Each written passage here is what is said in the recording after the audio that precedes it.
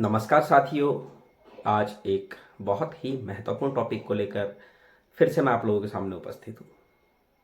जैसा कि आप सभी जानते हैं, मेडिकल कॉलेज के 1455 पदों पर 29 नवंबर 2023 को जो विज्ञप्ति आई थी, जिसमें 12 दिसंबर 2023 से ऑनलाइन आवेदन शुरू होने थे और 12 दिसंबर 2023 को ही पोर्टल बंद कर दिया गया। और ये कहते हुए पोर्टल बंद कर दिया गया कि जब तक स्वास्थ्य विभाग के चयनित कर्मचारियों को, जो 1376 चयनित कर्मचारी हैं, उनको नियुक्ति नहीं मिल जाती, तब तक पोर्टल, अग्रिम आदेशों तक पोर्टल बंद किया जाता है।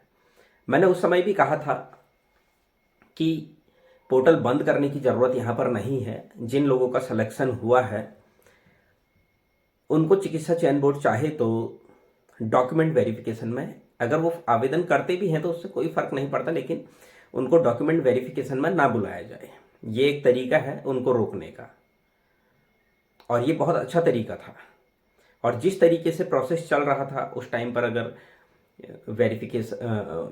अगर उस टाइम पर पोर्टल बंद नहीं करवाया जाता और आवेदन सभी लोग करते, तो जिन लोगों का सिलेक्शन हो जाता वो तो ज्वाइन करते, और जिन लोगों का सिलेक्शन हुआ था वो ज्वाइन कर लेते, तो बाकी बचे हुए लोग जो हैं, जैसा कि अभी हुआ है, बाकी बचे हुए लोग यहाँ डॉक्यूमेंट वेरिफिकेशन में जाते। लेकिन यहाँ पर एक और कंडीशन गवर्नमेंट चाहती तो रख सकती थी कि जितने लोगों का सिलेक्शन हुआ है उतने लोग मेडिकल कॉलेज के पदों पर जब डॉक्यूमेंट वेरिफिकेशन होगा तो उनको वहाँ पर ना बुलाया जाए। लेकिन पोर्टल बंद कर दिया गया। कहीं ना कहीं जो उत्तराखंड के बेरोजगार नर्सेज हैं उनके साथ कहीं ना कहीं एक बहुत अप्रिय तरीके से, ये एक हमारे लिए बहुत अप्रिय घटना थी। उस दिन 12 दिसंबर 2023 को जो पोर्टल बंद हुआ, कहीं ना कहीं हमारे लिए एक बहुत बड़ा झटका था। और अब क्योंकि लगातार 12 दिसंबर से 12 जनवरी फिर 12 फरवरी भी अब चली गई है, और कल 1 मार्च आ जाएगा और पोर्टल नहीं खुला है, तो कहीं ना कहीं ये बहुत बड़ा सवाल है कि पोर्टल कब खुलेगा। अभी तक तो डॉक्यूमेंट वेरिफिकेशन का काम भी शुरू हो जाता। सरकार चाहती तो एक ऐसा नियम बन सकता था कि डॉक्यूमेंट वेरिफिकेशन में उनको रोका जा सकता था। और अभी भी मैं सिर्फ और सिर्फ इतना ही कहना चाहता हूँ कि चिकित्सा चयन बोर्ड चाहे तो डॉक्यूमेंट वेरिफिकेशन में उन लोगों को रोक सकता है जिन लोगों का सिलेक्शन हो चुका है, क्योंकि चिकित्सा चयन बोर्ड के पास सारा डाटा है। तो इसके लिए मैं अपने इस वीडियो के माध्यम से चिकित्सा चयन बोर्ड से एक ही निवेदन करना चाहूँगा कि पोर्टल को जल्द से जल्द खोला जाए। माननीय स्वास्थ्य मंत्री डॉक्टर धन सिंह रावत जी से भी एक ही निवेदन करना चाहूँगा कि पोर्टल को जल्द से जल्द खोला जाए और डॉक्यूमेंट वेरिफिकेशन में उन लोगों को ना बुलाया जाए जिनका सिलेक्शन हो चुका है।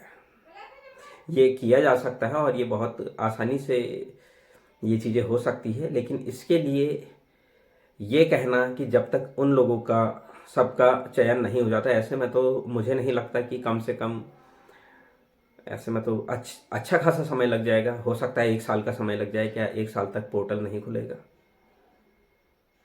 अभी तक यही चीज़ें सुनने में आ रही है कि कुछ लोगों की अभी ज्वाइनिंग नहीं हुई है।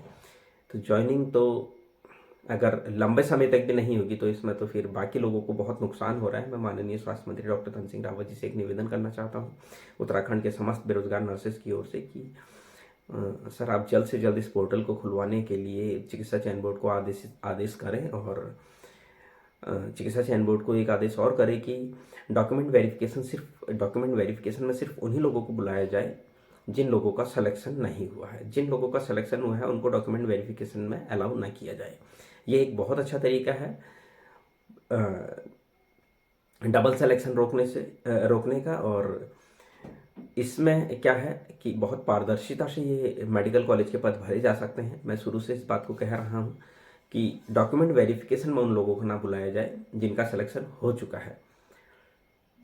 उम्मीद करता हूँ मेरी बात से आप सभी लोग संतुष्ट होंगे, मेरी बात से आप सभी लोग सहमत होंगे। अगर सहमत हैं तो प्लीज़ आप कमेंट में ज़रूर बताएं।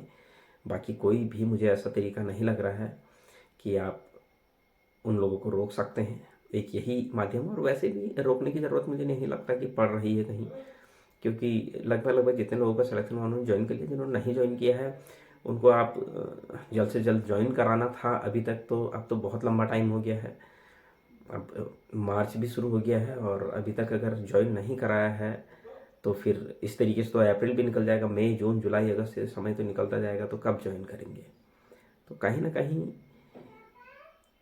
उनकी गलतियों का खामियाजा बाकी लोगों का ना भुगतना पड़े, इसके लिए मैं सिर्फ और सिर्फ स्वास्थ्य मंत्री जी से एक ही निवेदन कर रहा हूँ कि पोर्टल को जल्द से जल्द 1-2 दिन में खुलवाया जाए, और जिससे कि मेडिकल कॉलेज के पदों के इंतज़ार में बैठे बेरोज़गार युवाओं को जो एक निराशा में जो दिन गुजार रहे हैं, उनकी ये निराशा दूर हो और जल्द से जल्द पोर्टल खुले और जल्द से जल्द वो लोग भी जो है मेडिकल कॉलेज के पदों के लिए आवेदन शुरू करें।